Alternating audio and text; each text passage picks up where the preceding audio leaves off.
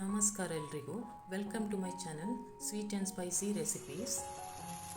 ಈ ವಿಡಿಯೋದಲ್ಲಿ ಅನ್ನವನ್ನು ಉಪಯೋಗಿಸಿಕೊಂಡು ಕ್ರಿಸ್ಪಿಯಾದ ಮತ್ತು ಇನ್ಸ್ಟೆಂಟಾಗಿ ಯಾವ ರೀತಿ ದೋಸೆ ಮಾಡೋದು ಅಂತ ತೋರಿಸ್ತಾ ಇದ್ದೇನೆ. ರಾತ್ರಿ ಅನ್ನ ಉಳ್ಕೊಂಡಿದ್ರೆ ನೆಕ್ಸ್ಟ್ ಡೇ ಬ್ರೇಕ್ಫಾಸ್ಟಿಗೆ ಇನ್ಸ್ಟೆಂಟಾಗಿ ಈ ರೀತಿ ದೋಸೆ ಮಾಡ್ಕೋಬೋದು. ಬನ್ನಿ ಹೇಗೆ ಮಾಡೋದು ಅಂತ ನೋಡುವ. ಮೊದಲಿಗೆ ಒಂದು ಮಿಕ್ಸಿ ಜಾರಿಗೆ 1 ಕಪ್ಪಷ್ಟು ಅನ್ನ ಹಾಕಬೇಕು. ಅದೇ ಕಪ್ ಅಳತೆಯಲ್ಲಿ 1 ಕಪ್ಪಷ್ಟು ರವೆ, ಅರ್ಧ ಕಪ್ಪಷ್ಟು ಮೊಸರು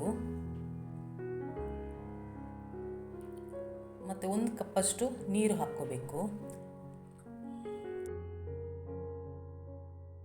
ನಂತರ ಈ ರೀತಿ ಒಮ್ಮೆ ಚೆನ್ನಾಗಿ ಮಿಕ್ಸ್ ಮಾಡಿಕೊಂಡು ನುಣ್ಣಗೆ ಗ್ರೈಂಡ್ ಮಾಡ್ಕೊಳ್ಳಿ. ನೋಡಿ, ರುಬ್ಕೊಂಡಾಗಿದೆ. ಈಗ ಅದನ್ನೊಂದು ಬೌಲಿಗೆ ಹಾಕ್ತಾ ಇದ್ದೀನಿ.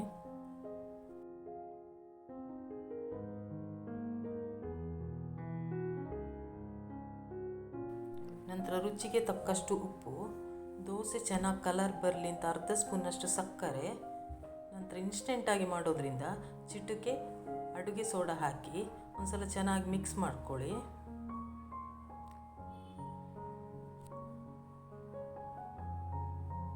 ನೋಡಿ, ಈ ಹದದಲ್ಲಿದೆ. ಇವಾಗ ಮಿಕ್ಸಿ ಜಾರಿಗೆ 1-2 ಸ್ಪೂನ್ನಷ್ಟು ನೀರು ಹಾಕಿಬಿಟ್ಟು ಅದಕ್ಕೆ ಸೇರಿಸ್ಕೊಳ್ಳಿ.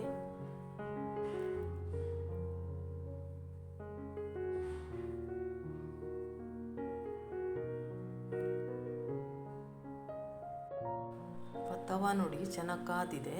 ಮೊದಲೇ ಎಣ್ಣೆ ಹಾಕ್ಕೋಬಾರ್ದು. ಒಂದು ಟಿಶ್ಯೂ ಅಥವಾ ಕಾಟನ್ ಬಟ್ಟೆಯಿಂದ ಒಮ್ಮೆ ಒರೆಸ್ಕೊಳ್ಳಿ. 1 ಸೌಟಷ್ಟು ಹಿಟ್ಟು ಹಾಕಿ ಈ ರೀತಿ ತೆಳುವಾದ ದೋಸೆ ಮಾಡಿ.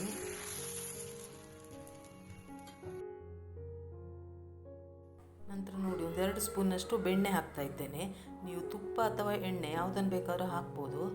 ಆದರೆ ಹೋಟೆಲ್ ಸ್ಟೈಲ್ನ ಫ್ಲೇವರ್ ಬರಬೇಕು ಅಂತ ನಾನಿಲ್ಲಿ ಬೆಣ್ಣೆ ಹಾಕ್ತಾ ಇದ್ದೀನಿ. ಇವಾಗ ಮುಚ್ಚಳ ಮುಚ್ಚಿಬಿಟ್ಟು 2-3 ನಿಮಿಷ ಲೋ ಫ್ಲೇಮಲ್ಲೇ ಬೇಯಿಸಬೇಕು. ನೋಡಿ ಎಷ್ಟು ಚೆನ್ನಾಗಿ ಕಲರ್ ಬಂದಿದೆ ಅಂತ. ದೋಸೆ ಕೂಡ ತುಂಬ ಕ್ರಿಸ್ಪಿಯಾಗಿದೆ.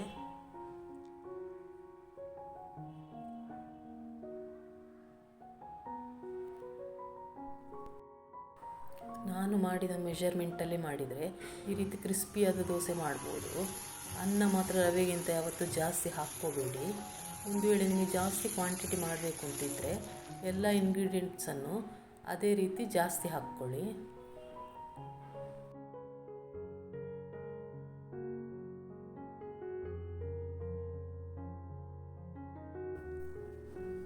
ದೋಸೆ ಕ್ರಿಸ್ಪಿ ಆಗಬೇಕಂದ್ರೆ ಲೋ ಫ್ಲೇಮಲ್ಲೇ ಬೇಯಿಸ್ಕೊಳ್ಳಿ.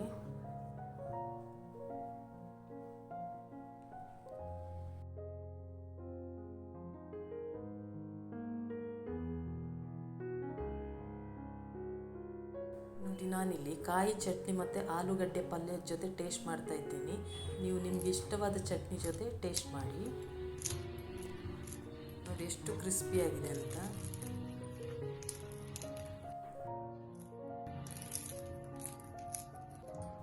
ನಿಮಗೆ ಈ ವಿಡಿಯೋ ಇಷ್ಟ ಆಗಿದ್ದಲ್ಲಿ ಲೈಕ್ ಮಾಡಿ, ಶೇರ್ ಮಾಡಿ ಮತ್ತು ಸಬ್ಸ್ಕ್ರೈಬ್ ಮಾಡೋದನ್ನು ಮರಿಬೇಡಿ. Thanks for watching.